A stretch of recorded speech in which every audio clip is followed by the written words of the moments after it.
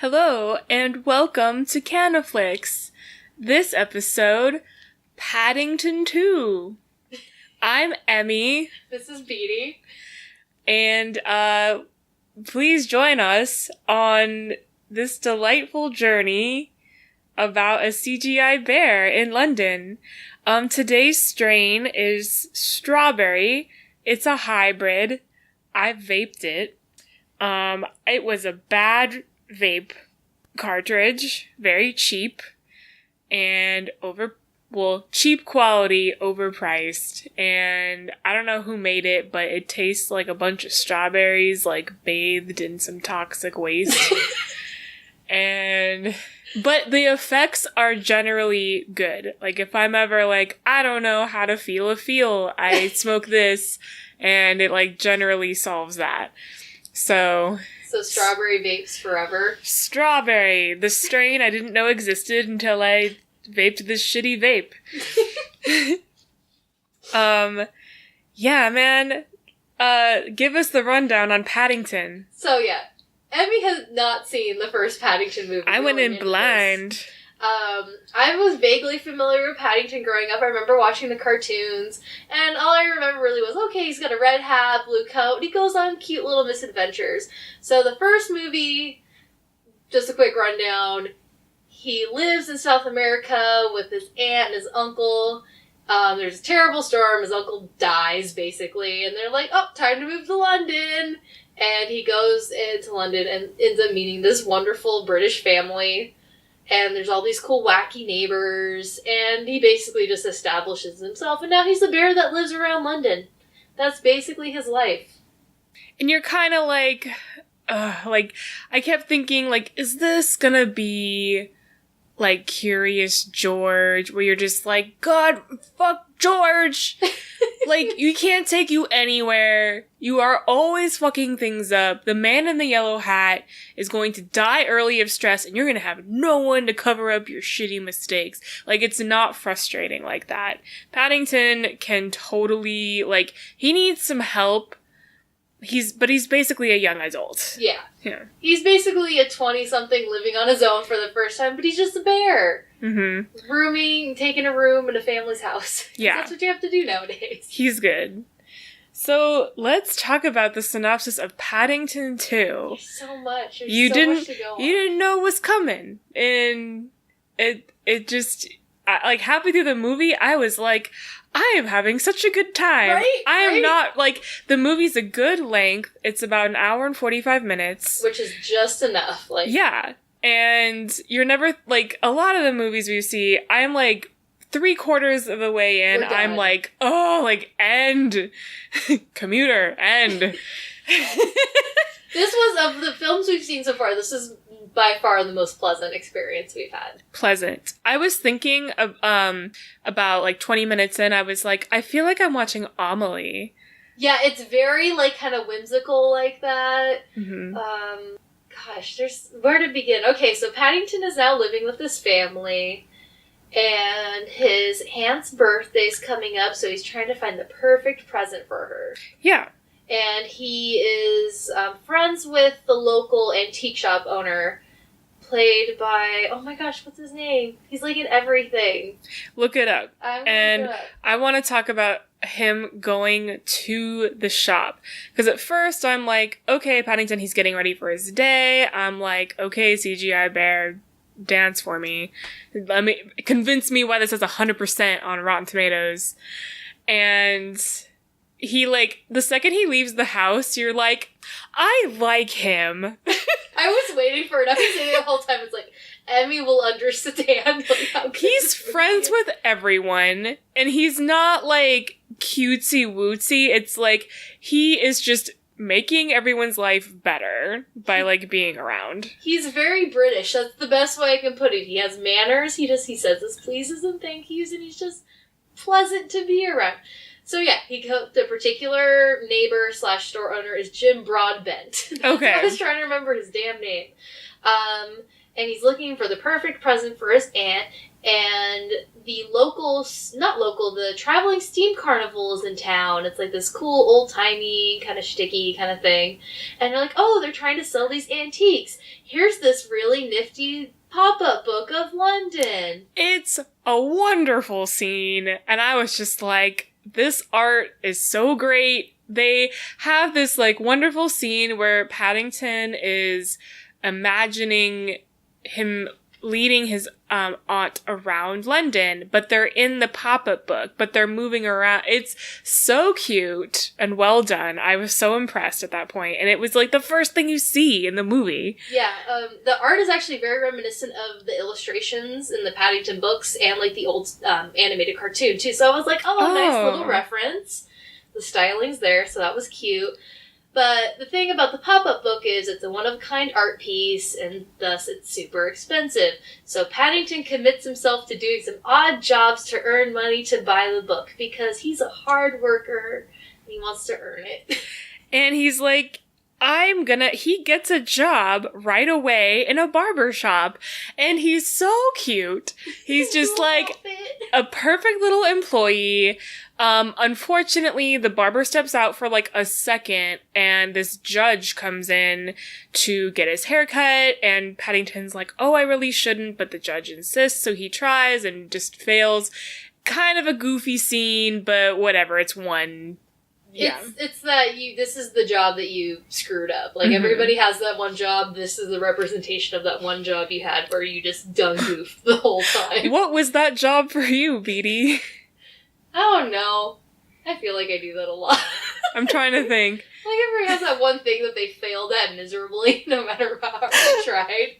I thought that maybe I could be, like, a bartender, or I could serve wine in a nice restaurant, and I was like, I'll give it a try. So I decided to practice at home after having one quick lesson from my stepmom, who does this for her career, and I was like, I'm going to serve this soda to my friends. Instantly, I show Beatty, I was like, is this the wine you ordered? Because that's what you're supposed to, like, do first. You present it, and No! I was very indignant about it, and then you went back, and instead of correcting mine, you started getting somebody else's, and I sat there, and I was my like, confidence was shattered, and I got confused. Yeah, it was basically that. That's what happened. So he tries window washing was the next thing in a cute little montage when he realizes, oh, I made a fur. I'm a big old squeegee. He squeegees himself around London. And he finally makes enough money where he only has one day of work left. He's walking home and is passing by the shop, and he notices someone breaking in. Now, we need to introduce a character. This character, so to back up, we were introduced to this character, I think, the night before, because they go to that steam carnival.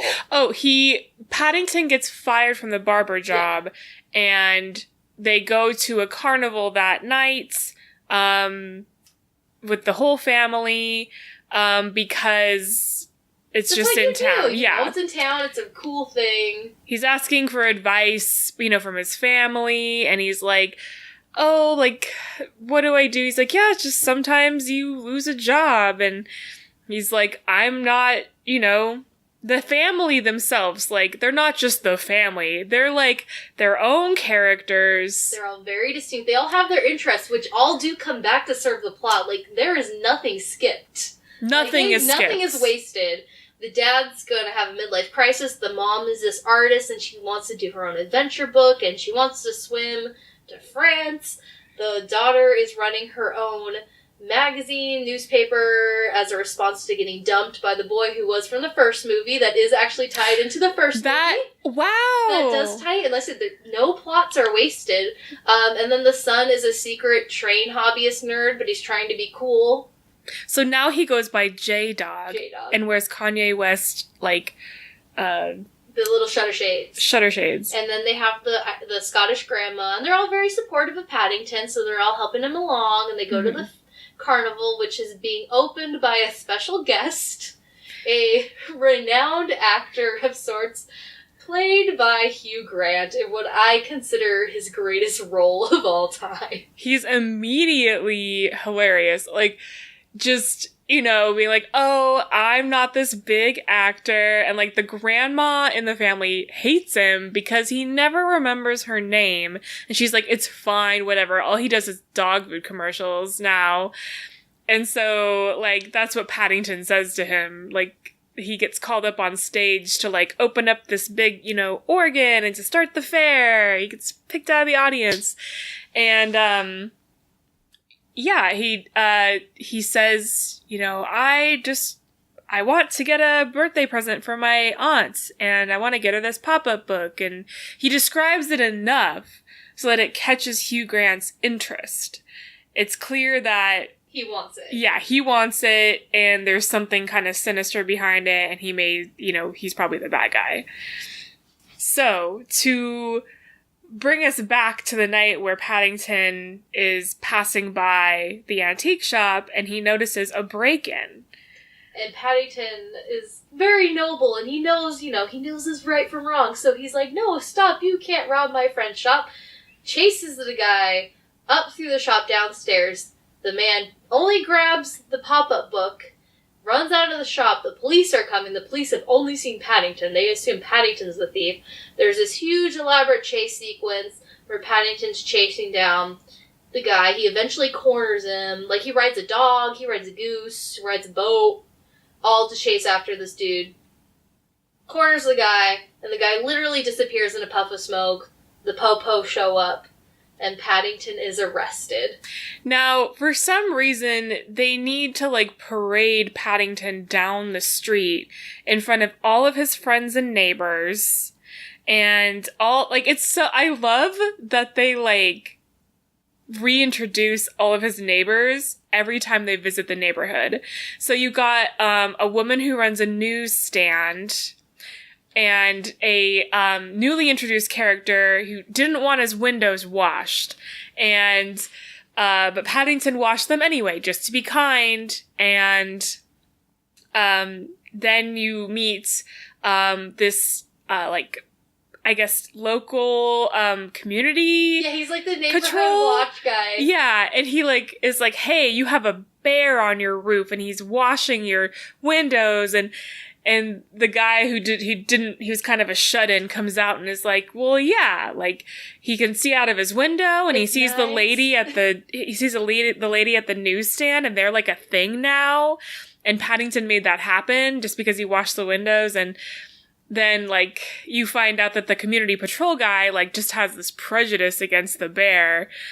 And there's a guy who always forgets his keys, and he needs Paddington there to remind him every single day. That was me yesterday. I locked myself out of the house. And, and there's, a woman. Truck. Oh yeah, there's a trash truck guy who, helps, Paddington helps him study. So he can, like, I guess, get a better job. And he does, like, the street routes and stuff. He's trying to memorize, like, the best routes to be, like, the most efficient. That's the best thing I could get off of it. I can't remember how many of these people are also from the first movie. Mm-hmm. Some of them are repeats. Peter Capaldi's crappy neighborhood watch guy is from the first movie. He features a bit more in the first. But yeah, I guess his prejudice didn't end. I felt like the first movie kind of wrapped up. I'm like, no, you just still hate the bear. Was there a lesbian couple in pajamas? Because I was like, I like think you. They were. The matching PJ couple. Yeah. Yeah. Your eyes immediately went to them as soon as, like, Paddington's being paraded through the thing. But the whole point is Paddington has had a really good effect on this community, and they're heartbroken when they see him getting arrested. And friggin' Doctor Who's like, I told you that bear is a menace. And everyone's like, fuck off, Capaldi. No one likes you in your reflective vest. It doesn't make you special. So Paddington is brought to trial, and the judge is the guy whose hair he screwed up at the barbershop. They're doing all sorts of questioning. There's a forensics expert who's played by the guy from the IT crowd, whose name I can never remember. condemns him via tasting the marmalade, and is like, that's the marmalade we found on the scene, because Paddington Bear loves marmalade sandwiches. And his whole neighborhood comes to, like, support him. Yeah. They are all on his side, and they're just devastated. And, the, like, final, the witness who is called is the actor, Hugh Grant. We're just gonna call him Hugh Grant. Yeah, he's like, yeah, I witnessed it. I saw Paddington riding a dog down the street. I didn't see anyone he was chasing. Just totally lies. Yeah. He says something so funny, too. He's like, do you swear to tell the truth? And he's like, may my entrails be, like, wrapped around my neck and strangle me if I lie. Like... He's so dramatic all the time. He's that theater kid, and we all knew that theater kid. And that is him. So we understand that at this point in the movie, we know who the thief is. It's Hugh Grant. He tried to steal the pop-up book, and he knows something that we don't. Basically, the pop-up book is this, puzzle where each page of the pop-up book has this lady pointing to a monument, like a specific spot on a monument. And every place has a letter on it. And Hugh Grant is going, like, dressing up. In these theater characters, he dresses up as, like, a vagrant. The vagrant's the first one, yeah. To steal the book. And, then he dresses as a nun. No, there's the Beefeater costume, which I always thought is weird. That's what they call it, but he has, like, the uniform. Because they do London Bridge. Oh! Yeah, London Bridge is first one. Then we get the nun, who then becomes the priest. Yeah. These sequences, like, I don't think any amount of description can do justice to Hugh Grant in these scenes. Just very, like, 1960s crime caper Hugh Grant going in costume as a female nun, and then immediately just gets chased, and he changes the costume around, and it's one of those reversible things, and then he's a priest, and he just gets out. Like, it's so well done. But yeah, he's going to these monuments, getting the letters, while Paddington has been sentenced to 10 years in prison. I love how the movie does this thing where they so equally divide Paddington's life in prison and the Browns, the family, finding out and, like, cracking the case and figuring it out. First, they're just posting up pictures, and it's just a sketch of Hugh Grant as the vagrant. Have you seen this man? Based on Paddington's description. And it's not going anywhere. We should switch over to Paddington in prison, because this is my favorite part of the movie, is just because I thought, like, oh, they're gonna have some stupid hijinks of Paddington being a sweet, cuddly bear in prison, and everyone's mean to him, and it's like, yes, and it's great. It's so go ahead and describe what happens when he gets there. Okay. So, he goes to prison, he, like, expects, he doesn't get his bedtime story, all that, but he's like, okay, well, I'm gonna make the best out of my time in prison that I possibly can. And he always recites his Aunt Lucy's things about, being polite, say hello to everybody, trying to make friends. The first, like, thing he says to someone, he's like, oh, good morning, would you like to start a garden club? Right off the bat, he's trying. And which the prisoner proceeds to threaten to bury him in a hole. Mm-hmm. This then leads to him getting the laundry assignment, because just like prison, everybody gets their work assignments, and he's trying his best. He's sorting all the clothes out. Accidentally gets a red sock in with the stripy prison uniforms, resulting in everybody having pink, beautiful prison uniforms in the cafeteria. And they're, like, grumbly about it, and he's like, well, it's nice looking. It brightens up the place.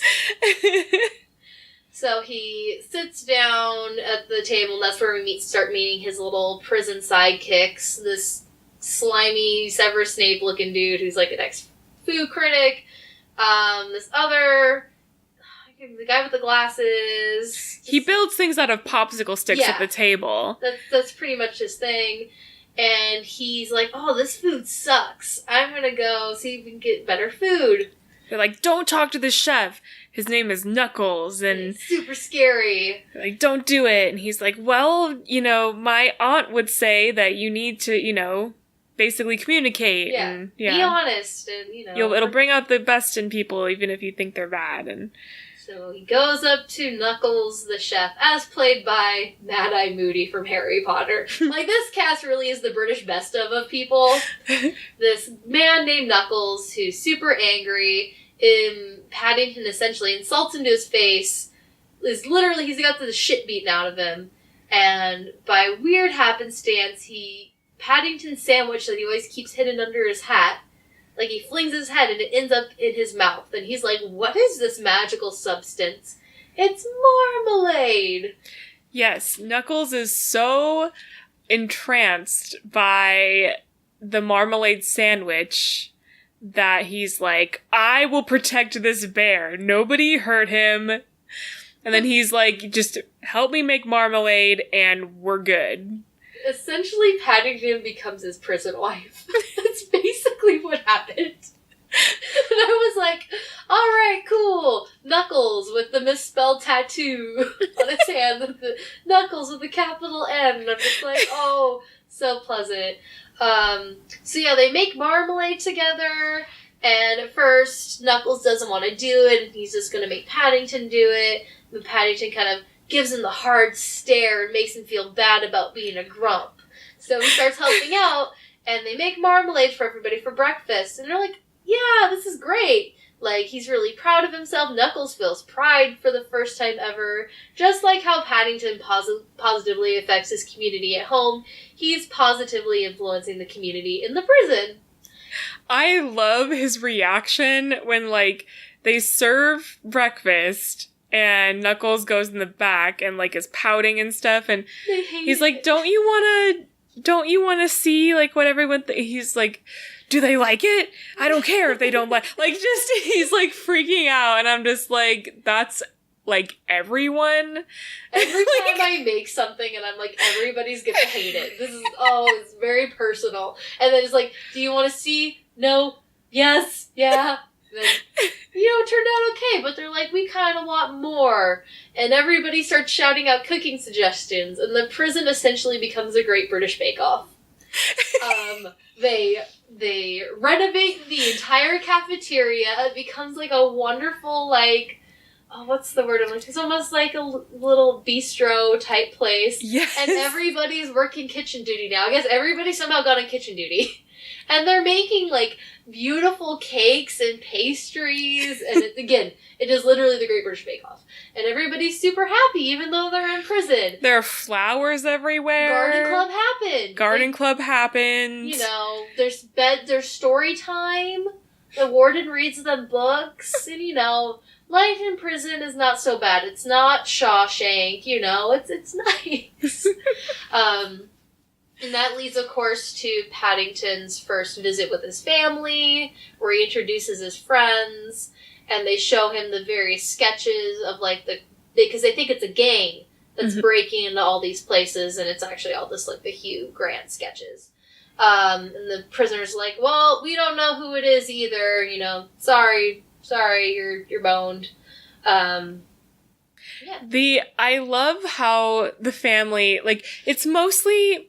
the wife. What's her name? I can't remember. I can pull it up in 2 seconds. Mrs. Brown. Mrs. Brown is on the case, and she has, an adventurous spirit because she illustrates, adventure novels. Mary so she's... Brown. Yeah, Mary. And, Colin Firth is the husband and very skeptical, but he's also supportive. And there's, this point in their relationship where, Mary Brown is like, look, there's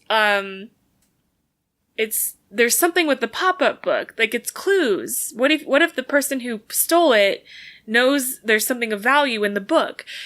And Colin Firth is being very skeptical, and he has this, flashback thinking, no, I'm not the man that you married. And it, flashes back to him at the fair, the same steam fair in, the 70s. And he has, long hair, and he's, really good at, this coconut throwing game. Yeah, which is a very British thing. Like, 'cause there's that Monty Python song about it. I was like, okay, we're referencing this. Okay. It's hilarious. And it doesn't add to the plot at all. Like, it sort of does, because he throws a coconut later. It's funny, but, like, I was just like, that was so wonderful, and you didn't need to include it, and I'm glad you did. This is why you need to watch the first movie, because this is not the first flashback of them like this. This happens in the first movie, too. It's so delightful. Yeah. And freaking Bonnie M is playing. Like, it's so beautiful. But yeah, it's a callback to the first movie where they did several other flashbacks where, like, they had a motorcycle and they were super cool. So thank you for bringing that back, guys. They get a hunch to go to the place, the St. Paul's Cathedral. Yeah. Where there's a crime, like a statue shattered, and they go and they question the security guard there. Yeah.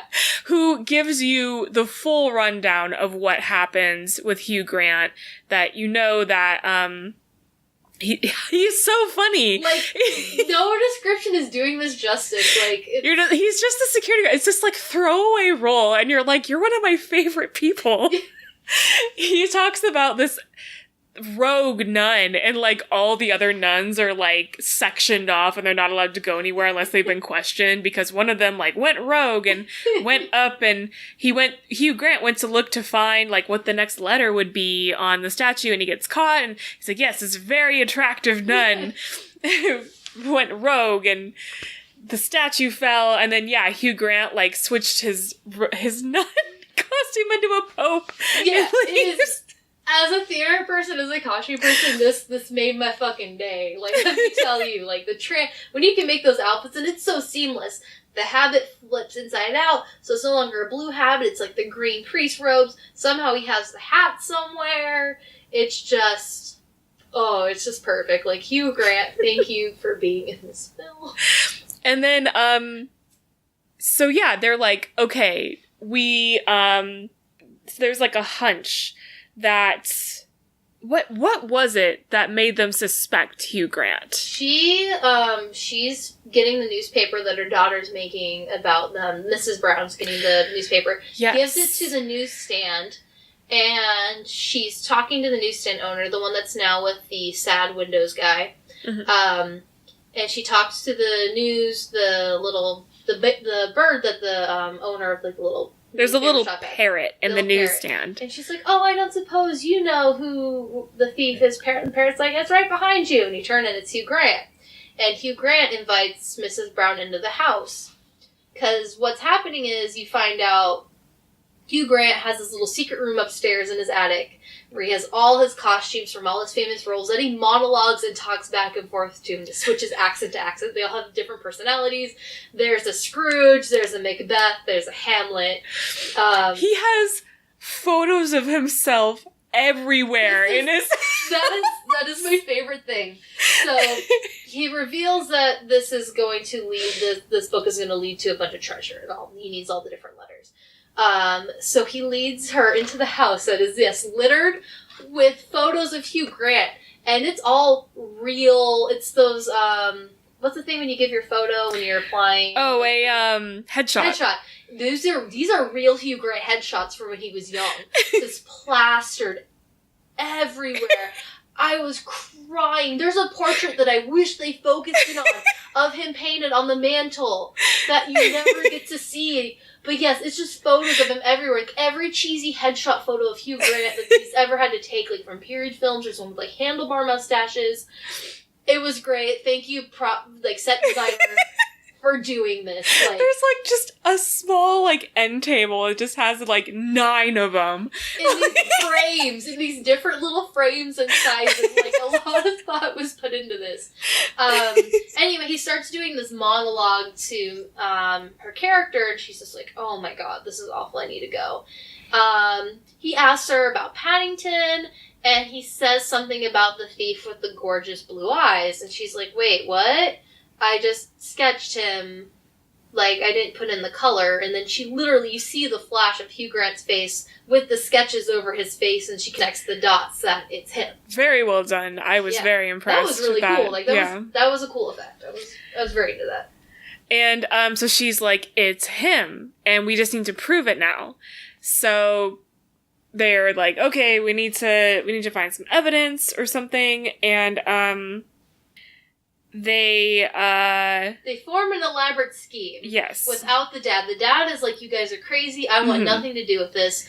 You see, Hugh Grant is a client of his. He sells insurance, and he's in, like, the VIP club. So he doesn't want to mess with it. So what happens is the grandmother and the mom somehow distract the delivery guy to get the mom in, like, a gift box in the back of the van to get dropped off to Hugh Grant's house.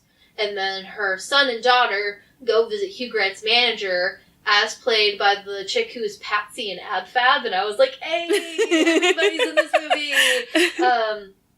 And they interview her about Hugh Grant's character, and they get a couple of minutes. She comments on the nice baked goods that they brought, the nice buns joke, and I was like, oh, this is weird, I don't get it. Why do we have this joke here? What happens is, as soon as the package with the mom is delivered to Hugh Grant's house, the kids call Hugh Grant on the phone and use the audio clip. It's very Home Alone, where they take the recording and play it back and trick Hugh Grant into going out of the house, going to what he thinks is a lunch meeting with his manager. And so Sally, I just say Sally Hawkins because that's the actress, is in the house. And she's looking through stuff, and the husband's just brushing his teeth because he's the neighbor, and he looks over and he's like, what the fuck is my wife doing in this house? Yes. So he comes down, knocks on the door, they start looking for stuff, and then Hugh Grant realizes, oh no, I need my cravat. And Mary realizes, like, oh, there's indentations in the carpet. There's a ladder that goes to the attic. We have to check there. They go up, they see all the models with the costumes, and Colin Firth is convinced. So he's like, all right, we need to go back and use this information. But then Hugh Grant comes in. They have to escape, and they try to hide. But he's like, I see you. And then he's like, obvious. Oh, we're just taking, making an assessment of your da-da-da. And so he's suspicious, of course, but they have what they need. They leave. Yeah, so after that, I think they cut back to Paddington again. Mm-hmm. And because the family has been working so hard to find evidence to clear his name that they miss visiting hours. Mm-hmm. And all the prisoners have been talking to, you know, what happens is, they miss a visit, they miss another visit, your family forgets about you. Mm-hmm. So they're trying to convince Paddington, like, hey man, if you want to get out of here, you're going to have to team up with us and we'll help you get out and clear your name. So they start, like, convincing him to do this while the family is just like, well, crap, what do? We have to somehow get the book from Hugh Grant's character.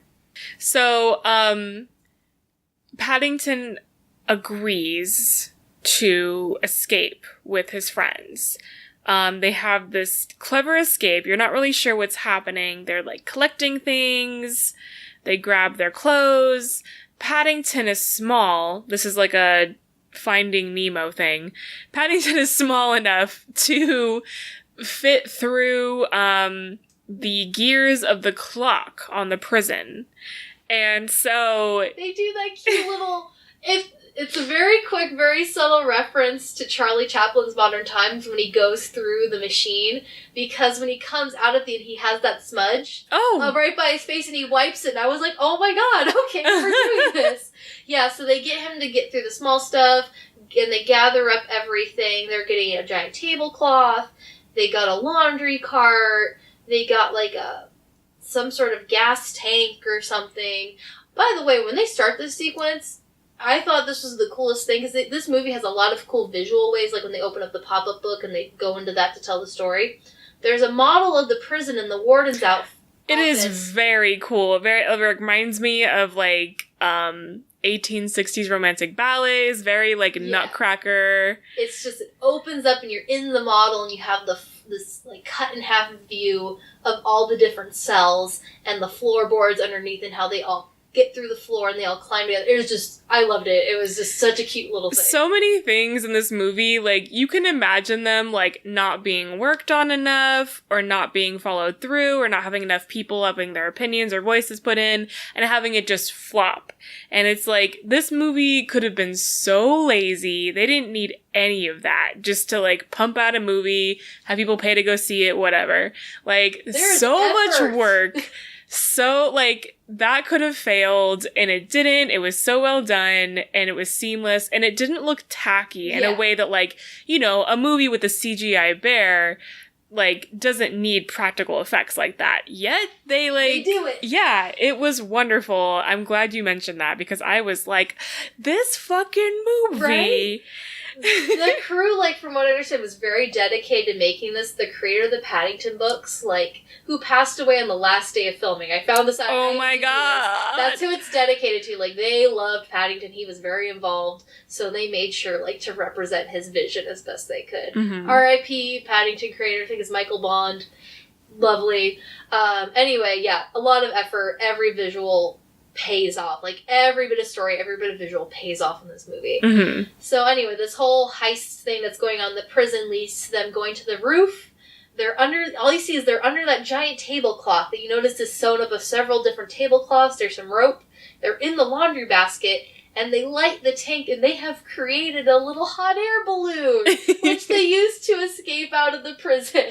It's very whimsical. And the mean guy, who was initially very rude to Paddington, is sitting in bed reading a book about cakes, and he looks out the window and he's like, oh, like, you know. That's the one thing I feel like they didn't pay off, and I'll get to it at the end, like, remind me about that guy. But yeah, everybody's rooting for Paddington. So he's escaping with Knuckles and everybody. They land. And he's like, okay, what's the plan? What are we going to do? And the building that they landed at, like this abandoned factory, there's like a little airplane just waiting for them outside. And it turns out they're not going to help Paddington clear his name. They're going to go escape, and they want Paddington to come with them. And Paddington's like, I can't. I got to go clear my name. Yeah. And Knuckles is like, sorry, dude, I'm in it for me. Like, I'm not going to go save your butt. Good luck. So Paddington wanders through London alone, unsure of what to do, because now he's a fugitive. Right. So he finds like this little like broken phone booth, calls the family, nobody picks up, he hears police cars, he's all scared. It's very sad. And he starts walking away from the phone booth thinking, oh man, my family didn't pick up, nobody remembers me, I don't know what to do. And as he's walking away, the telephone rings, and it's Mrs. Brown. Being like, Paddington, okay, we figured this out. We know that where he needs the pop-up book, he needs to get to the Oregon thing on the and the carnival. Mm-hmm. That's what it is. They kind of figure out there's this thing called, was it the greatest place on Earth or something like that? Some vaguely Cirque reference. Part of the story and this whole riddle that Hugh Grant is trying to solve has to do with his grandfather being a magician at this carnival, and there was a trapeze artist, and why did he kill her? Okay, so basically the way that I understand it was the trapeze artist, she was the one who originated the carnival. She was the one who made the pop-up books. Mm-hmm. She would get gifted just jewels from like the audience. Is this one of those beautiful women, and men are throwing things at her. And the magician, I guess, was just jealous, and he wanted all this gold. He was just jealous. So he sabotaged the trapeze, killed her. He went to go steal her jewelry from her little cart thing she lived in, her little trailer. Finds it empty, just signs a pop-up book, and then, you know, the carnies basically take him to jail or something. Yeah, they find out, and Hugh Grant is trying to, like, I guess, restore his own legacy and his grandfather's by finding these jewels and being rich enough to fund his own one-man show. Because he's the magician's great-grandson or something like that. Something vaguely like that. The first movie's also very similar in that it's a lot of hereditary stuff. Mm-hmm. Like, the villain in that one also has, like, a family history connected to Paddington. I guess that's how these stories work. Anyway, so Hugh Grant has kind of cracked the code. He figured out, okay, what the letters are in the pop-up book is their musical notes. Mm-hmm. And they connect to that main organ that they use to start up the carnival. Mm-hmm. The carnival is leaving town on the 6:35 train from Paddington Station, which is also in the first movie. I think that's why they named him Paddington. I think it was named after the station. Yeah, I think in the one book that I read, the Brown family finds Paddington at Paddington Station. Yep. And they're like, oh, look at this bear. Like, it's a lost bear. Like, it just has a tag. And it's like, oh, he likes marmalade. There you go. Lost Literally bear. how the first movie starts. Yeah. So anyway, they're like, okay, Paddington, meet us at the station. We're going to get on the train. What we need to do is get evidence of... We need to get the pop-up book. It'll have Hugh Grant's fingerprints on it. Or we can get a photo of him or something, evidence that proves that he's after the pop-up book. Mm-hmm. So they all get to the station. Paddington gets on the train. Hugh Grant, in another wonderful disguise, gets on the train. Paddington gets on. The family misses the train. So the son, the one who hides his train obsession, starts another steam train that's along a similar track so they can catch up to Paddington. Yes. And I thought, like, oh, I don't know, the kids, you can kind of lose them. But no! They're useful. Everybody in this movie has a payoff. Yes. So now, in a train plot that is better than the commuter... Far more realistic than the commuter. Like, I went more with this than I did that. A train heist kind of scene. So, yeah. Involves... I love that the judge is also on the train that the Browns hijack. He is there with his wife, and it's just, oh, would you like some champagne? Da, da, da. Train starts up. Oops, spills on him. And the wife is like, shut up. Like, the wife is as sick of him as we are, but she's much more polite about it. Then we cut back to the train, and then Hugh Grant is like in the process of taking off the disguise, and I like how perfect the disguise looked when he was getting on the train, and now it's all clearly fake, like the bald cap is coming off, and it just, I love the cut to it, just how fake it was.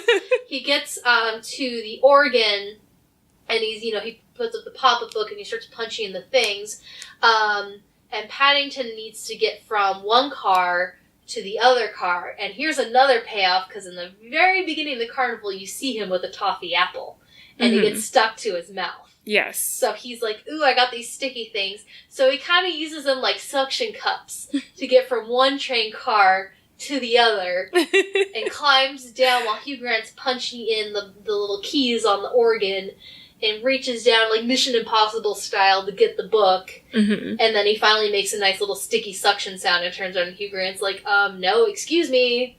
And the fight ensues over the pop-up book. Like, he's chasing him, I think, on the train cars. Yes. Yeah. He's just walking on the train cars, but still, it's like... It's very overdramatic, like, every second of it, and I love it. It's great. And, like, the other train is, like, catching up. You have the two trains side by side, and they're trying to help Paddington. Paddington's just trying to get the book. Hugh Grant needs the book because he can't remember the sequence of the letters.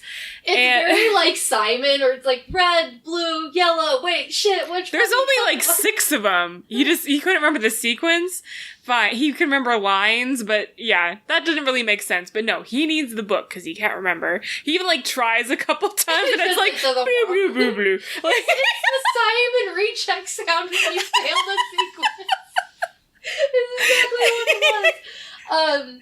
And while he's doing that, the other family gets the two train tracks coincide enough where the family's jumping from one train to the other train to help out Paddington.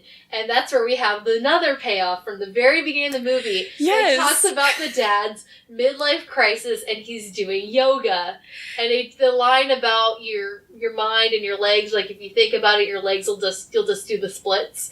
So he manages to do the splits from one train to the other. Again, it sounds like, what is this shit? I'm not seeing this shitty. No, go see it. Go see Colin Firth do the splits between two trains because that wasn't just a funny joke. They were like, no, a younger guy at the firm got the position he was hoping for, and now he feels old and out of place, and he's going to yoga, and he's not doing well, and he's trying to relive his youth.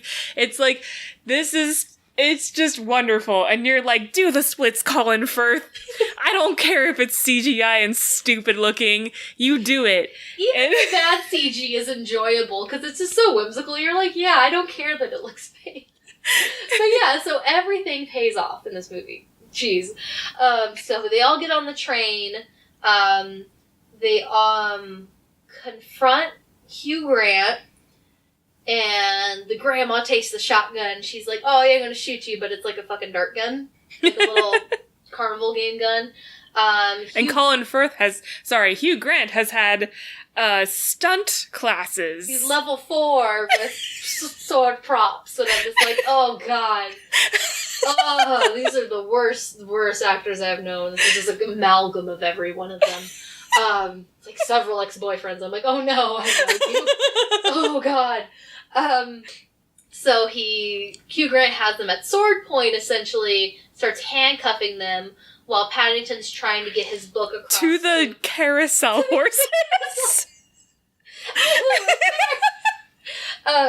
Paddington's outside the car. He's trying to get his book over to Mrs. Brown using his little collapsible ladder he had when he was doing window cleaning, because he keeps his little case with him wherever he goes, because he's Paddington Bear.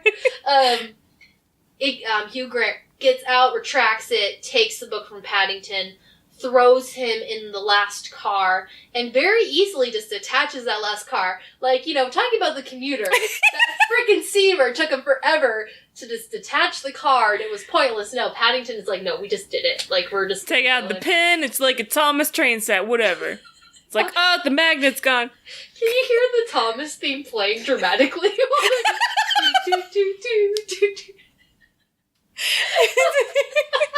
Sorry, something that's like playing over it. So many memes just like jumped into my head. So anyway, now Paddington's, in this little car, and Hugh Grant also takes the pin. He uses the pin and hits the switch on the track. So Paddington's little car is gonna go off the track into the water, essentially, over this in this lake that they're about to go over. Mm-hmm. So both trains are stopped on the bridge. Yeah. Paddington's car goes off, and somehow Hugh Grant is with the pop-up book. The daughter, who's now into journalism, snaps a photo of him, and Colin Firth throws a coconut down like 3 train cars and hits him like right in the forehead. Again, payoff for things that were referenced earlier. Like, everything gets paid off. That flashback was worth it. Even when the moments are like super funny and you're like, that's fine, it's like, no, everything fits. Yes. They took the time to do this. So now it's like everything is about saving Paddington, because like, he's drowning in a freaking train car. It's fucking Simon Birch, and it's going down, and Mary, with her swimming skills, dives into the water off the bridge, very long dive, and swims down, and you're like, they're both running out of air! It's been way too long! I'm just like, It's been like 20 seconds. It's very Shape of Water. So, like, Sally Hopkins, again, is just like in the water, trying to save a creature. just parallels. Oh my god. Sally Hopkins gets nominated for The Shape of Water and Paddington, and I'm happy because both roles are great.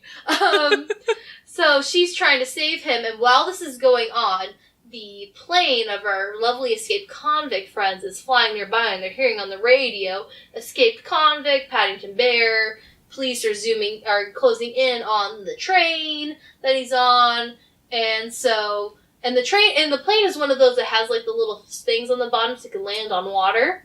So you see Sally Hopkins like, I can't open this thing by myself, and I'm basically gonna watch Paddington drown. And she's holding his hand, and it's very sad. And I'm just like, just yank him out through the tiny crack. It's fine. He's a stuffed bear, right? No, he's a real bear. He can't do that. Winnie the Pooh. Okay. That's the wrong bear. It's kind of terrifying, and you're like, you're gonna die. You're gonna die if you stay in any longer.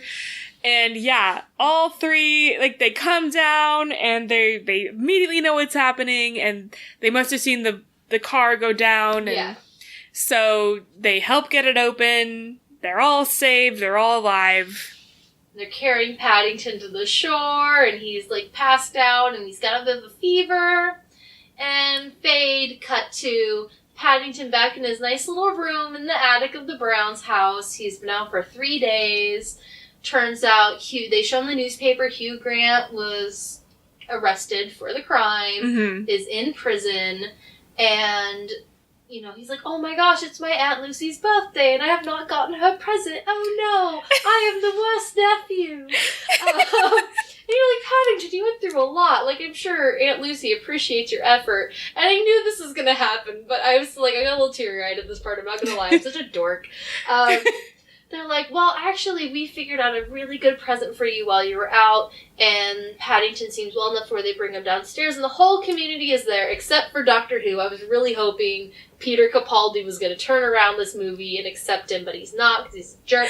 He threw a huge fit when Paddington had broken out of jail. Yeah. He has this sign that's like, neighborhood emergency level is like hysteria.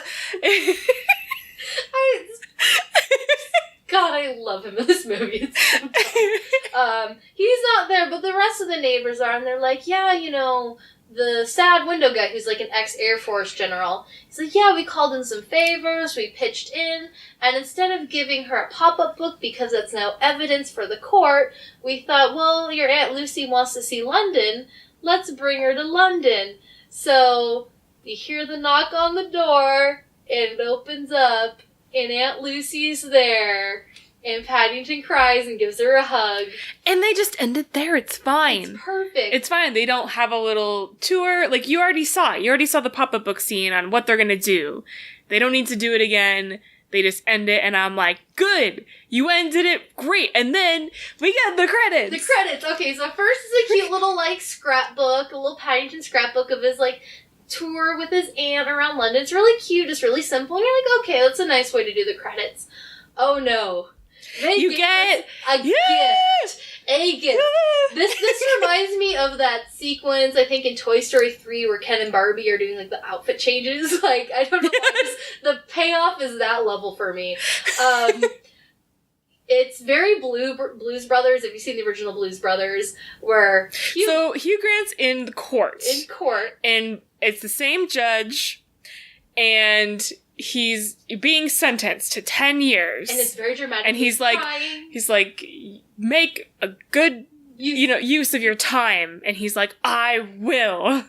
Cut to the prison. And there is Hugh Grant. He starts singing the same song that he sang for Mary as the concept for his one-man show. And of course, before, his agent said he won't work with other people. He thinks they're extra baggage, like below him. And he decides to do a musical number with the entire prison, including the guards. So the pink uniforms have got even better. He is in a spangly, bell-bottom, bell-sleeved, bedazzled prison outfit. There are tap dancing prisoners, and the outfits are now like crop top vests and everything, and he has done a musical number, even with the wardens. There's tap dancing, there's umbrellas, and he just gets to sing his song, and he realizes that all he needed was this. This is what he wanted all along, even if it's not quite what he wanted. And he makes a joke about a captive audience, and you're just like, oh, Hugh Grant. And then the movie truly ends. A note on the choreography. I was going to ask you, yes. It's great because it's just classic show choreography. It's very well done. There are great aerial shots, so you know that, like, it had to be done over and over and over and over again so that the lines could be absolutely perfect, and they are perfect. So it's just, like, I appreciate that, like, all of the men, because they're all men, who were dancing in this were different shapes and sizes. Yeah. This is a very diverse cast as well. And, I was just like, I love that all these lines are so beautiful and so straight and everything is perfectly on time and you have all these different bodies and I loved it. Everyone's legs were exactly the same height, which is really hard. And it's just, I didn't even think about the choreography because it was like, it's well done enough that you don't have to think about it. Yeah. For people who like scrutinize over choreography, it's like, oh, like in hindsight, I didn't have to think about it because it was so perfect. And I really appreciate that because they could have thrown it away and been like, they're prisoners. They don't have to be good. The tap dancing was not so basic that it's for like, you notice it. It was advanced enough to be like, wow, they really practiced this. And it wasn't so good that it's like, okay, that's unbelievable. They made it perfectly hard enough. The perfect amount of effort. If that is the best way to describe this movie, everything is the right amount of effort. Yeah. The only thing I wanted was the bully prisoner, the one who was liking Paddington. I wish he had more involvement in that final show. That's all I wanted. Yes. But he's still there, and he contributes. So I was like, yeah. It's just... It was wonderful. It was just a very pleasant experience. Like, as an adult, you can go enjoy it. I'm sure kids would love it. There's enough to entertain you at different levels to where it's just a good movie-going experience. I think we laughed the most out of the whole theater. Like, our theater was really quiet. So loud. There were, like, I don't know, 5 other people there. Yeah. And we were having a grand old time. So worth it. So yeah, 100% on Rotten Tomatoes. Yeah, like there are definitely moments in every movie where I just have to like groan, and this movie did not have any groan moments.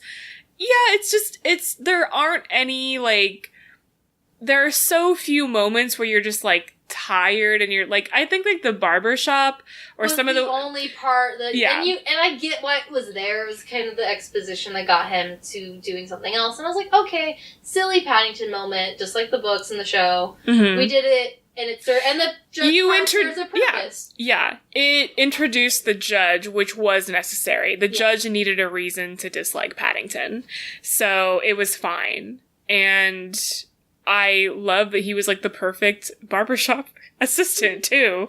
It worked out. So I have to ask, like, on a scale of like bear adventure character shows from growing up, I don't know if there was Little Bear, there was Paddington, I don't know if you remember Rupert Bear, and there's like Winnie the Pooh.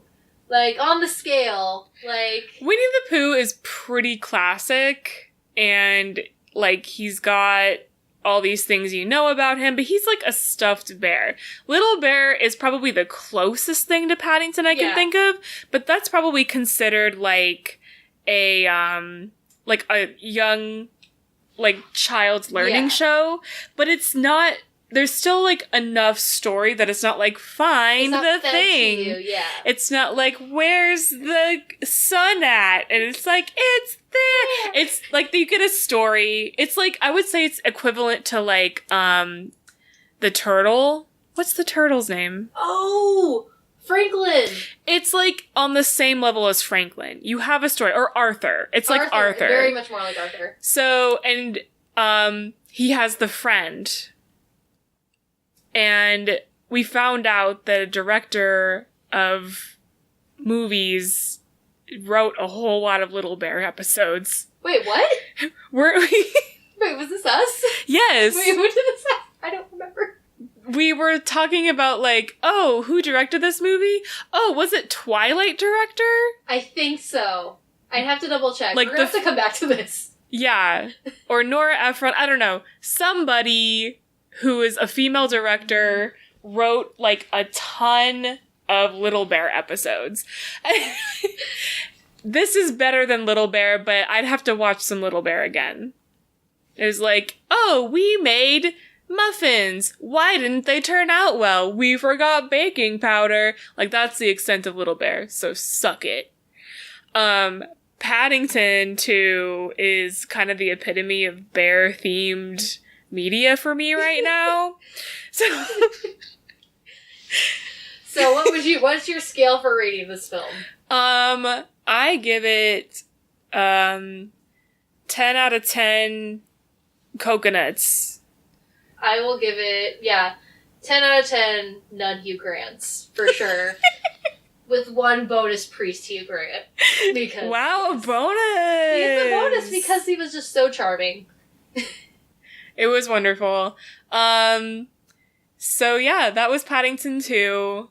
Definitely Go see it. Yeah. Go see it. Go see it. It sounds like crap, especially because we were watching the trailers before the movie, and so many, like, child CGI films were advertised, and none of them looked, like, Sherlock Gnome!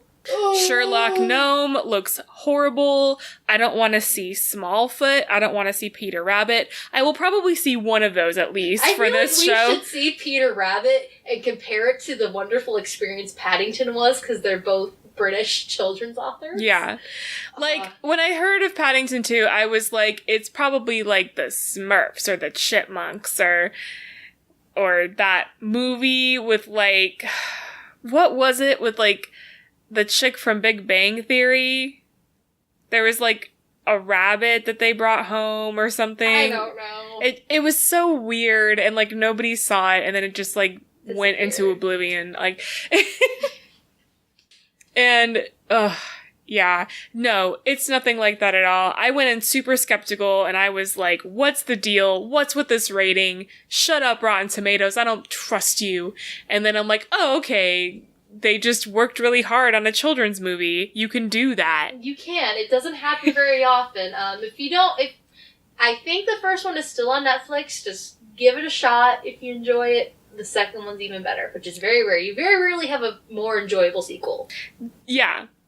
Don't think, wow, Nicole Kidman really took a shitty movie. I guess she needs money. No, she doesn't need money. She chose a good script, and she has kids. She wanted to be in the second one, but it didn't work out. Her character almost did come back for this one, I found out too. It would have been great, but it's okay. And then again, Hugh Grant, he hasn't acted in a while. You're like, wow, he had to take Paddington too. Huh. No. So glad he's in this movie. He is perfect, and I'm glad. It's very British. Go see it. All right. Thank you for joining us on Canna-Flix for our first positively reviewed film. Probably the first for a while. Join us next time. We'll see you again. Bye.